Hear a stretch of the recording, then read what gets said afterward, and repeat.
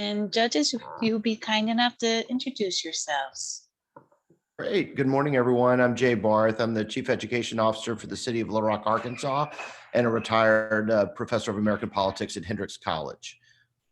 Rita? Rita McCannon. I'm a lawyer in Huntsville, Alabama. Hey, everybody. My name is Thomas Mackey. I'm in the history department at the University of Louisville, as well as with the law school here at the U of L. Great. And we'd love to hear who you are. Hello, my name is Della Drake, and I'm a senior at Boonsboro High School. I hope to eventually attend a four-year college with a focus on veterinarian. My name is Ryan Molster. I'm also a senior at Boonsboro High School, and I plan to attend a four-year college with a focus in creative writing. My name is Corinne Line, and I'm a junior at Boonsboro High School, and I plan on attending a four-year college. And this is our wonderful teacher, Ms. Bassick. Good morning. Great. Well, good morning to you all. And I'm going to read the question for Unit 3, and it's question 2. And it begins with the question, a quote from John Adams. Quote, "There's nothing I dread so much as a division of the Republic into two great parties, each arranged under its leader and in opposition to each other," close quote. What issues led to the formation of the original political parties?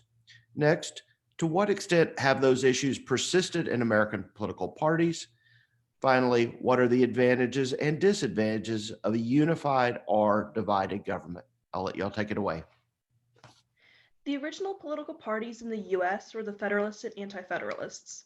The Federalist Party was in favor of a strong central government and eventually became the main supporters of the Constitution, while the Anti-Federalist Party opposed strong central government. In the early years of the US, the Articles of Confederation were formed with the principles of differing from British monarchy. The national government could do very little without help from the states, unlike the monarchy that once ruled. The lack of central authority led the states to become very divided and acting almost as if they were their own country.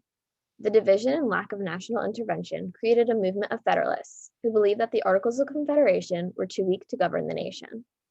Due to the infancy of the nation, many people feared that a strong central government would pave the way back into monarchy. That fear created an anti-federalist movement. These two parties argued over which way the country should be governed and created an easy template for the later formation of political parties in the 1800 election. The polarization of the American political parties has caused the division of the people. After the immersion of the two-party system post-Civil War, values began to take on extremes, which in turn led to a constant conflict between the Republican and Democratic parties.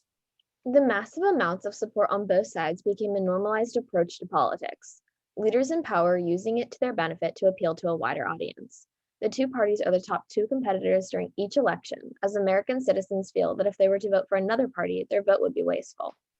Voter suppression has become a significant issue as a result of the two-party system, creating a structure that is more about parties themselves rather than a candidate's policies. Misconceptions run rampant in modern-day politics as the parties oppose each other to such a degree that often makes moderation and common ground impossible. The development of modern media has only furthered the competition between them, the news catering to their targeted demographic rather than encouraging Americans to be more educated and involved. The division of the American people prevents the political structure in the US from improving upon policy and instead reinforces conflict on the basis of pride. Extremists have been normalized under the guise of being advocates for their preferred political party as they refuse to address the issues within the system and only pursue the manipulated and misconstrued values perpetrated by the opposing sides. Partisan polarization can result in either a unified or divided government. A unified government occurs when the same political party controls both the White House and both houses of Congress. This type of government allows for legislation to be passed much quicker due to the party holding the same morals and agenda. This is arguably more effective as policy objectives and promises can actually be fulfilled while still being monitored by checks and balances. With that being said, a unified government can silence the minority. During the 2008 election, Obama won with a unified government. However, 46% of voters still voted for McCain. One party having such a concentration of power can be dangerous to the minority, and in this case, almost half the nation. This can contribute to less debate and discussion of policies, which can be harmful and not representative of a true democracy. A divided government occurs when one party controls the White House and another party controls one or both houses of Congress. Since the different branches of government have a check on one another, each party has a way of stalling the efforts of the other party. For example, if a Republican Congress passes a bill, the Democratic president can veto the bill. Likewise, the president's initiatives often cannot get adopted because laws have to originate from congressional leaders. Divided governments can be a threat to government operations, causing gridlock and result in government shutdown. Additionally, a divided government can increase polarization, causing division between the American people, as well as increase the use of filibuster in the Senate. However, a divided government is more representative of the American people. Those in favor of divided government believe that such separations encourage more policing of those in power by the opposition, as well as limiting spending and the expansion of undesirable laws. Thank you for listening to our testimony. We are now ready for your questions. Thank you all very much. Tom, you want to get started? Sure, happy to. Always happy to talk about political party formation. This is one of those big topics in American history from the 18th century to the present. And one of the big challenges is how do we channel these powerful personalities or these strong emotions on the issue of the day into reasonable channels that can then be dealt with by the states or the central government and somehow end up with public policy of one kind or another. Both the question in a way and then much of what I just heard is pretty negative about political parties, and yet there still they have some value and some real opportunity. So my question eventually is, so what are the opportunities? What are the advantages? What do political parties offer and prove to be useful in the American constitutional system? Political parties, especially in older American politics, more modern days, the parties have opposed to each other almost to a degree where moderation is impossible. Yeah, but think about the 1850s, Miss Drake. I mean, you talk about parties at each other's throats. Literally, that disintegrates into civil war. How did that work out? Yeah, not well, right? So I understand your point. My question is, what are the positives about political parties, if any? And I know you may decide they don't have any. That's okay. Just take a position and defend it. I do believe that political parties do offer some positives, and I do believe that they are inevitable in any kind of democratic government. Political parties allow for a candidate to relate to either one political party or another, allowing a general template for what their policies should be more catered to. While I do believe that a two-party system is less effective than one with multiple parties, I do think that the organization of political parties allow an easy way for campaign finance and for people to be more easily represented. I agree with my colleague. In Federalist 10, they talk about factions, which can be alluded to the modern day political parties. And in that, it says that political parties are inevitable because people will always have differing beliefs and they will group those beliefs. And I think that political parties can be positive in the way that they encourage conversation. And our country needs lots of conversation to actually be going on to encourage people to contribute to our political system and actually vote, since we do have such a low voter turnout rate. I agree with both of my colleagues. I think a way to apply it to sort of more modern politics, and while I don't feel that the media deals with this well, I do think that if they are sort of being represented through the media, it can be a good way to spread that information as long as it's not being misconstrued. I think that having those political parties and having media outlets that sort of convey points of view from those different parties is very beneficial in understanding each other. Again, I don't think it's being done very well right now, but it could definitely be beneficial if they de-escalate the tension. You said that the two-party system is not as good as multiple parties could be. Please explain that a little more. One of my easiest examples of a multi-party system working well is in British government. While they do have two main political parties, the Labour and Unionist Party, they still have representation of 11 political parties in their parliament, which allows for a more diverse representation of the people. Well, people may be more central, right, or left-leaning, instead of there only being two sides to the coin. We have such a polarized government that by having more political parties, people would suffer less from voter alienation, which does contribute to that super low voter turnout rate, which is obviously a right we've been given that people just don't exercise, because if they're not being represented, they're not going to contribute. So if they've got all these advantages, why don't we have them in a vibrant way in America? I feel as if the two-party system has just been has been going on for so long that trying to integrate any other parties, you would have to rework the entire way the media and people perceive political parties, as also rework the education system. I personally did not even know that there were more than two political parties until I was in 8th grade, and I feel as if that's an issue that children aren't being taught more in depth about civics and politics, because it is the job of the people to bring up issues in legislation or in the government and hopefully get them fixed so that America can become greater later on. Also, if you think about from the beginning, there have been pretty much two political parties from the start of our nation, being the Federalists and the Anti-Federalists. So from the formation of the nation, that has been the constant. So it's hard to change that when that's how the country originated. And even if there are just those two political parties, I do think that the tension that we have currently makes it very impossible to feel accurately represented. I personally have a close friend of mine who lives in Canada, and she said that their politics are not nearly as conflicting as she sees them in America. And that because of her, she says that she's taught in her own school that American politics are already inherently more right-leaning. So that makes it very difficult for everybody to be represented, and that even the left is closer to the center, in her opinion, from her view outside of the country.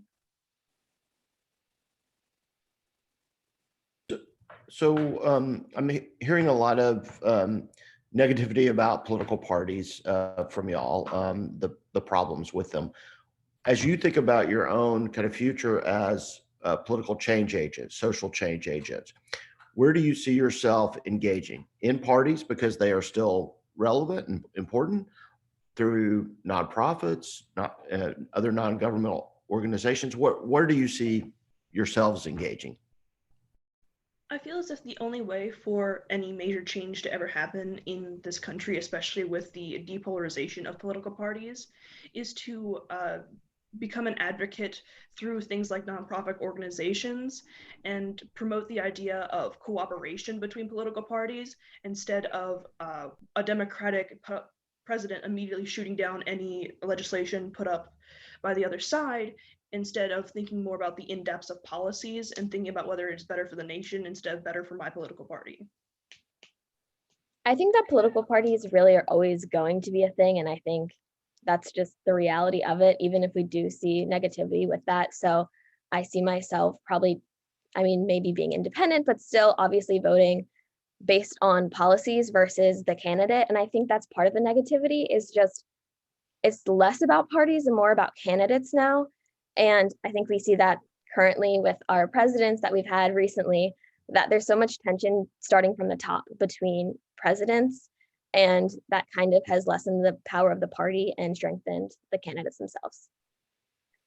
My plans really align with my colleague Corinne's. I do think that political parties, them being inevitable and without being able to easily like draw back the tension between the two parties, is going to be extremely difficult with how built up they have been. And I think that the real only way to prevent any further polarization is just encouraging more education. So I would probably do my best in order to feel more educated on my government and not feel that I'm getting news from the media and it's being too biased, and being left with not being able to discern the truth from false information.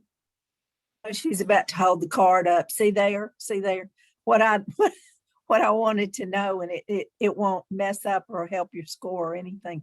So you said not get your news from one specific place. At your age and at your place, where do you get your news?